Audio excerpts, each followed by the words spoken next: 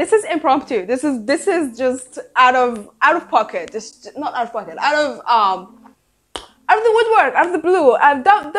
Those things. Hello, how are you? I truly hope you're doing okay. I hope fall is treating you good, and I hope you're happy and everything's going good for you. And if it's not, tell me what you're feeling so we can talk about it in the comments, because I love talking about you. Before I forget, I did create a Discord chat room for us, and it is in the description. I'm just gonna say this now in case it just gets deleted out of nowhere. I'm sorry, my brain is weird. I'm on a spectrum, and I just deal with a lot mentally, and I'm very paranoid. So if it's deleted, I'm okay. Everything is okay. It's just very overwhelming to me. You know, that thing. It's just very, very overwhelming to me. So just in case everything is okay, I couldn't handle it. The thing that I really wanted to talk about. Holy smokes, I waited so long. It's a book, of course it's a book. I waited so long. I don't have any notes. I waited so long to read this. I was scared. The reviews were iffy. People either like it was like just say, it's a 3.5. Some of my favorite content creators, booktubers, book talkers gave it like a 3.5. So I was very, very iffy, but I don't trust them anymore because I read it and I am absolutely in love. Thank you so much. I asked you. I trust you rather than the booktubers and the book talkers. I trust you. I asked you in this voting poll thingy whether I should read Alumni or Caraval. I'm gonna read them both eventually, but what to start with. You picked Caraval. I started Caraval. I finished it in 2 days. Less than 2 days. Take a day and a half. My God. My freaking God. So the story is from the POV of Scarlett. It is a third POV. Her sister's name is Donatella, and they are raised under the protection of a very vile, cruel father, where the man that nutted them, not their actual. He is their father, but he's not their father. He's not as his father should be. He's a terrible man, that's what I mean. So we follow Scarlett since she was an 11-year-old baby girl, and her obsession with Caraval, who is a traveling performance circus type of thing, and she writes letters to the conductor of the conductor of the circus, the Caraval. His name is Legend, and her showing her devotion, her love for the circus, and her absolute desire into being there, attending, playing, whether playing or just attending the games, watching the games. It is a game. And one day, out of the blue, she gets 2 invitations, well, 3 invitations, but 2 named invitations, and we travel with her into Caraval in an unexpected way, and we reach Caraval, and then we find out that this magical place, this place that ought to be magical and full of wonder, may have something extra going through it, something more happening there, something we didn't expect. It was an adventure, my man. It was an adventure. I cannot put into words how happy this book made me feel. I cannot put into words how enthralled the story made me feel. It took me somewhere. I just needed to sit and talk about it. My God, it took me somewhere. This is what reading is supposed to be. For me, this is what reading is. Reading, well, let's not talk about the educational aspects of reading nonfiction and stuff like that, but reading, to me, if someone were to tell me, why do you like reading so much? What's the point of reading? What is the reason that you would spend so much money on collecting books and blah, blah, blah, blah, blah, and reading them and rereading them? You know what's gonna happen, stuff like that, questions like that. I always answer them with the same thing, because of the magic, because of the escapism. And it is what reading is to me. Having the chance to go somewhere else, having the chance to be somewhere else, having the chance to just be safe somewhere else, to kill off hours after hours after hours of reading rather than doing other things. And that is always my answer to those many, many questions.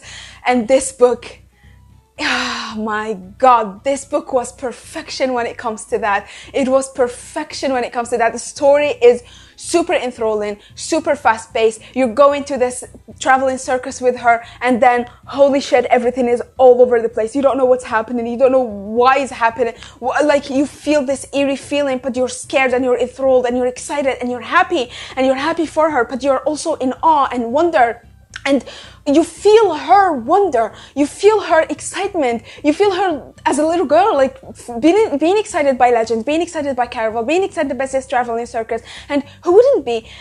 The cast we meet are absolutely legendary. The place we meet, the world we meet. I am so freaking thankful that this is not just a standalone. This is the first in the trilogy. The next one is called Legendary, and then the final one is called Final. So I'm very, very, very, very excited about that. When it comes to the negatives, there are, I think, 3 negatives, but they're not really, I don't know, I don't really mind them. So the first one is that I felt as if it was a little bit repetitive when it comes to certain things, and you can feel them, and the repetitiveness of those certain details didn't really add anything to the story.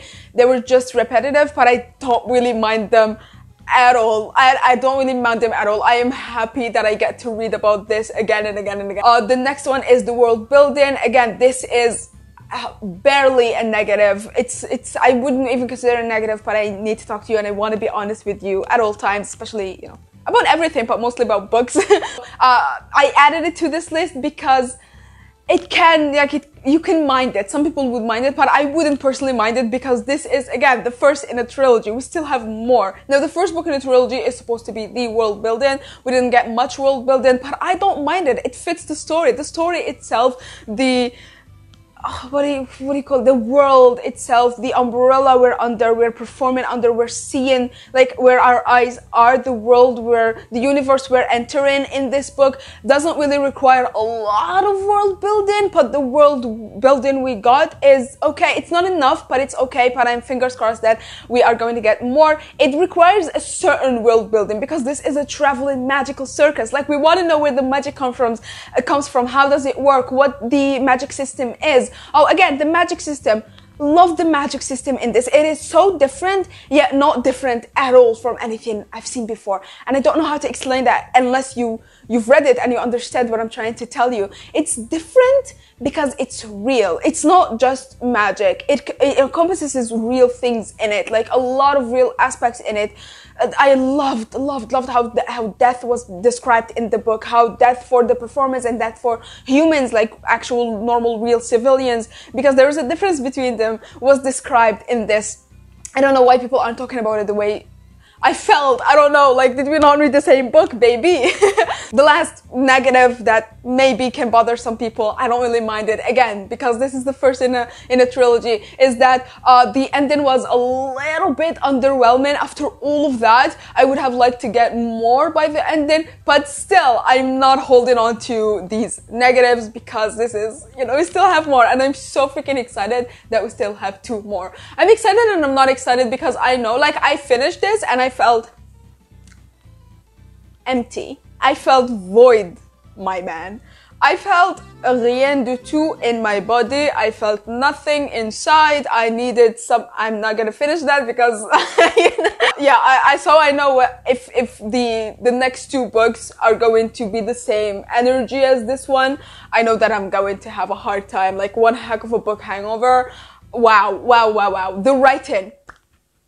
My God, the writing, Jesus, Lord help us. The writing is incredible. The writing is beautiful. The writing is beautiful. The way this lady, the author, is describing things, I am in awe. I loved it. It's poetic in a grummy way.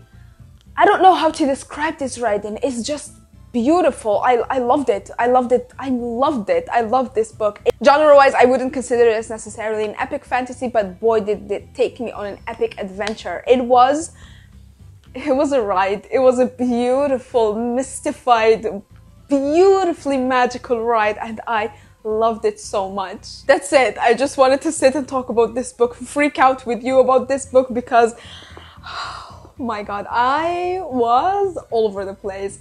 Oh my God, the last few chapters, my heart was going. I just loved it so much. I was so scared of everything that was happening, but I was just like, no, this has to be a happy thing. Like, I was in denial. I was in the fucking denial, my man. So that's amazing for me. I don't feel this connection to a lot of books. The last one was Queens of Moira that I felt this connection to. So yeah, this made it to the list of books I would save if my house was on fire. This book, The Hobbit, and my cat. This is it. That's my list. That's it though. I just wanted to share that with you. Thank you so much for watching. And also, you're gonna find in the description my Goodreads. Please make sure to add me. I'd love to talk to you and see your book progress while you see my book progress, and we can talk books. And also to follow me on TikTok, because I make stupid videos on there that are for entertainment purposes, and I don't know, I'm bored a lot, so I make a lot of TikToks. Other than that though, I love you so much. Thank you for watching, and I'm gonna see you next video.